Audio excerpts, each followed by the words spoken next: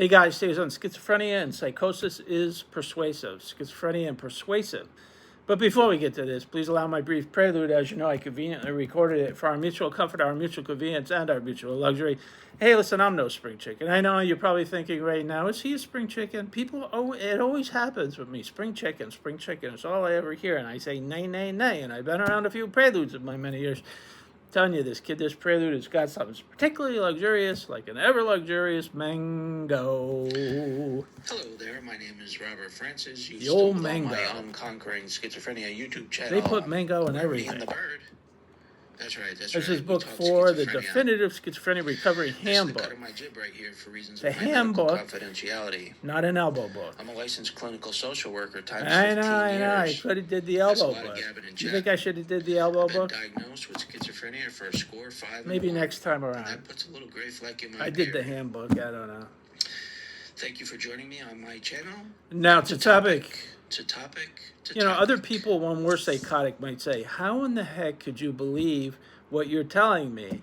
And, you're telling me that you were picked up and brought to Mars, and now that you're walking around Mars and everybody, all the humans around aren't really humans, they're aliens.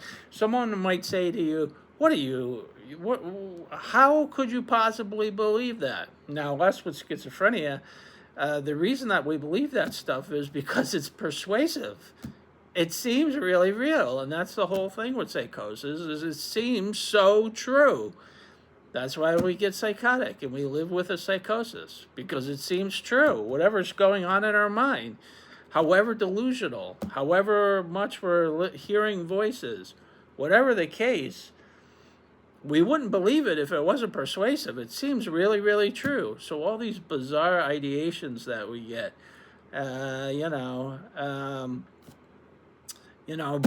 whatever. I was thinking I was Jesus Christ one time, and one time I thought that someone famous was going to pick me up on the bus, and I'm waiting at the bus stop because I thought somebody famous was going to be picking me up on a bus.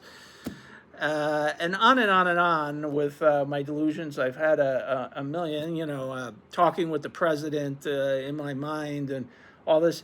If it wasn't persuasive, I wouldn't have ever believed it.